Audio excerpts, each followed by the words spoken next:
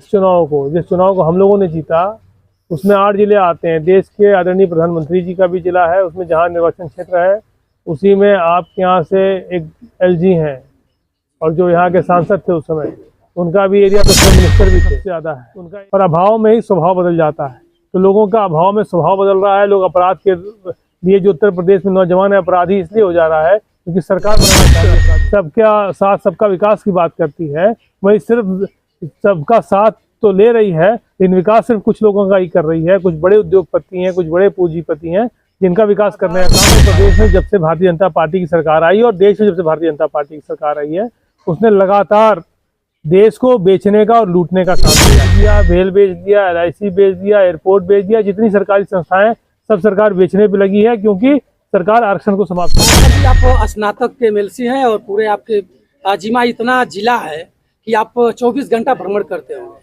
और शिक्षा के व्यवस्था में आप देख ही रहे हैं कि क्या हो रहा है। स्नातक रोजगार, बेरोजगार एकदम घूम रहे हैं, इधर उधर भटक रहे हैं और इस सरकार में रोजगार नहीं मिल रहा। इस पर क्या आपका नजरिया है? देखिए, लगातार, क्योंकि मैं स्नातक MLC हूँ और आप सही कह रहे हैं, मेरे निर्वाचन क्षेत्र में 8 जिले हैं। बनारस, चंदौली, गाजीपुर, बलिया, जौनपुर, मिर्जापुर, सोनभद्र और भदोही। इन 8 जिलों के बीच में मेरा जाने का मुझे अवसर मिलता है और उसके अलावा पूरे प्रदेश में भी हम लोग घूमते हैं पार्टी के निर्देश पे। तो लगातार मैंने देखा है कि आज नौजवान बेरोजगार होता जा रहा है और जब मौका मिलता है तो सरकार से भी हम लोग प्रश्न करते हैं। तो उत्तर प्रदेश पूरे देश में एक ऐसा प्रदेश है जिसने रिकॉर्ड बनाया है, और रिकॉर्ड बनाया है तो पेपर लीक में रिकॉर्ड बनाया है।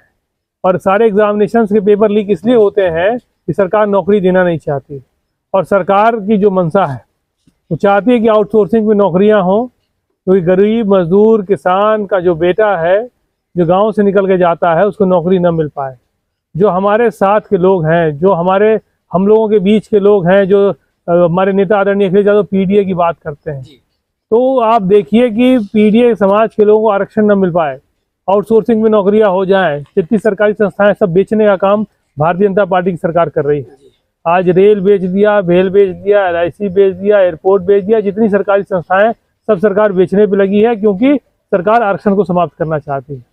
आखिर में सर, सरकार क्यों ऐसा कर रही है जो कि नौजवानों का भविष्य अधर में डाल करके और अपना ही चाबुक चला रही है? देखिए, लगातार उत्तर प्रदेश में जब से भारतीय जनता पार्टी की सरकार आई और देश में जब से भारतीय जनता पार्टी की सरकार आई है, उसने लगातार देश को बेचने का और लूटने का काम किया है।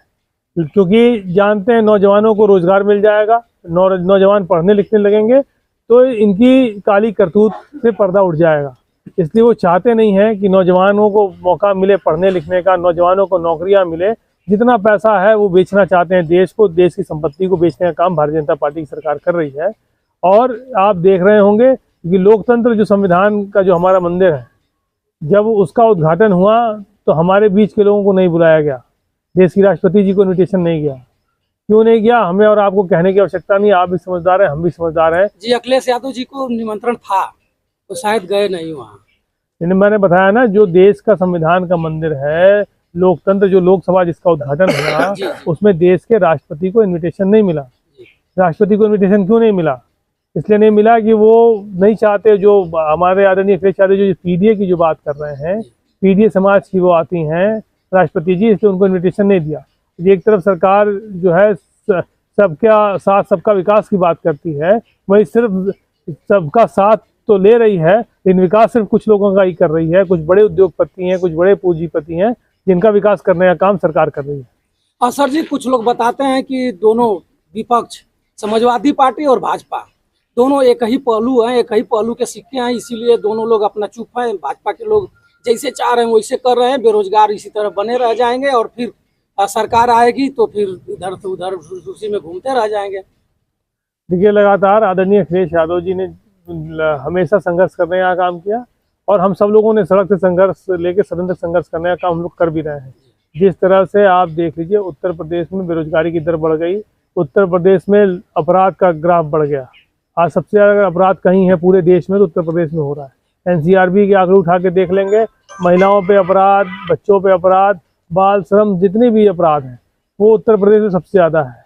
और अभाव में ही स्वभाव बदल जाता है, तो लोगों का अभाव में स्वभाव बदल रहा है। लोग अपराध के लिए, जो उत्तर प्रदेश में नौजवान है अपराधी इसलिए हो जा रहा है क्योंकि सरकार बनाना चाह रही है अपराधी, उनको नौकरियां ना देके। सर जी, कुछ ऐसा जगह है जहां अखिलेश यादव जी, कुछ ऐसी हत्याएं हो रही हैं जहां अखिलेश यादव जी के पूरा कुनबा जा रहा है, समाजवादी पूरा कुनबा पहुंच जा रहा है। और कुछ ऐसे जगह हैं जहां जैसे जौनपुर में अनुराग यादव की हत्या हुई। सरेआम एक देश का भविष्य था, खिलाड़ी था, पढ़ाई लिखाई कर रहा था और गरीब परिवार है। और बीजेपी के लोग बता रहे हैं कि दोनों पक्ष यादव हैं, इसलिए अखिलेश यादव ना उस पर ट्वीट किए और ना ही अखिलेश यादव का कोई वहां गया। ये आप एकदम गलत बात जो भी बता रहा है, क्योंकि जौनपुर मेरे निर्वाचन क्षेत्र में आता है। हम सब लोग उसके घर गए थे, संवेदना व्यक्त की थी, हम लोगों ने गिरफ्तारी की मांग भी। वो पारिवारिक झगड़ा था, वो झगड़ा जो था वो पारिवारिक झगड़ा था।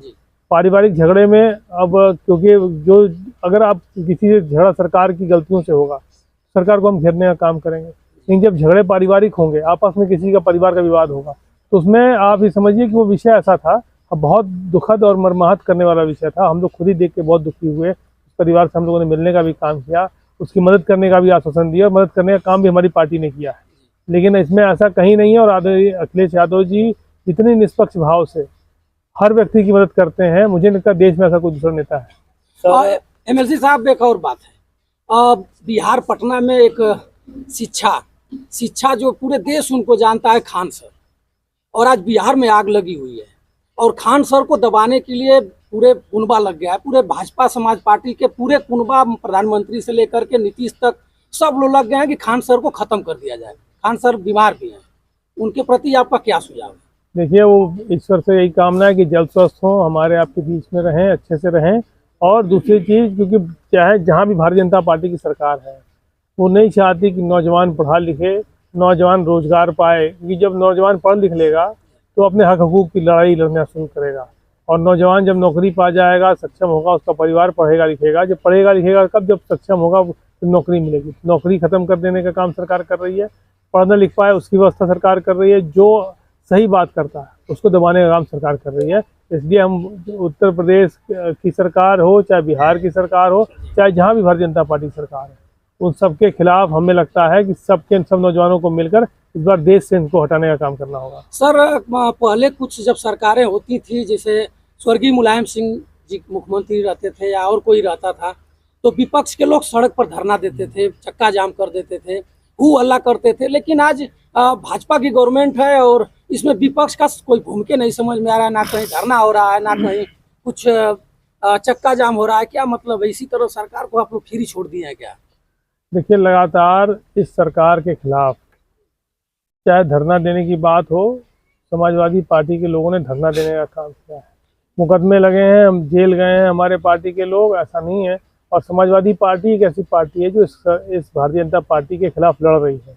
और मैं आपको बताना चाहता हूँ कि चाहे वो 69,000 भर्तियों में घोटाले की बात रही है, जिसमें पिछड़ों के साथ अत्याचार हुआ, 27% आरक्षण या 3% आरक्षण मिला सिर्फ पिछड़े समाज के लोगों को, तो उसके खिलाफ लड़ने का काम हुआ। तो सड़क पर भी लड़ने का काम हमारी पार्टी ने किया, सदन में लड़ने का काम भी किया।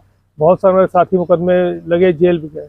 तो ऐसा नहीं है, हमारी पार्टी लगातार हर मुद्दे पे लड़ने का काम कर रही है, हर मुद्दे पे सरकार को घेरने का काम कर रही है। सर जी, 2027 में क्या स्थिति रहेगी समाजवादी पार्टी की? 2027, आपने 2024 के चुनाव को देखा होगा, 24 के चुनाव से आपको आकलन हो गया होगा कि 27 के चुनाव में समाजवादी पार्टी की प्रचंड बहुमत से सरकार बनने जा रही है। सर जी, उपचुनाव 9 सीट पर था और 2 ही निकली। उपचुनाव जो था वो, क्योंकि उपचुनाव सरकार का चुनाव होता है। आप सबको मालूम है कि किस तरह से डीएम और एसपी लगे हुए थे, किस तरह से वहाँ जबरदस्ती जो है पीडीए समाज के लोगों को घर से निकलने से रोका गया, उनको दौड़ा के पीटा गया, महिलाओं को पिस्टल दिखाया दरोगा ने कि माओ के विरोध हैं तो गोली मार देंगे। तो आप समझिए किस तरह से रोकने का काम सरकार ने किया, और खुद जाके फर्जी वोट देने का काम अधिकारियों ने किया। सर, आप शिक्षा से जुड़े हुए हैं और शिक्षा पे 18% जीएसटी है, क्या कहेंगे? मैंने वही कहा ना कि सरकार नहीं चाहती है कि रोजगार मिले। शिक्षा में 18% जीएसटी भी है, और लगातार बजट कम करने का काम अगर किसी ने किया, उत्तर प्रदेश में शिक्षा का बजट लगातार कम करने का काम भारतीय जनता पार्टी ने किया है। और सिर्फ इसलिए किया है कि नौजवान पढ़ लिख न ले।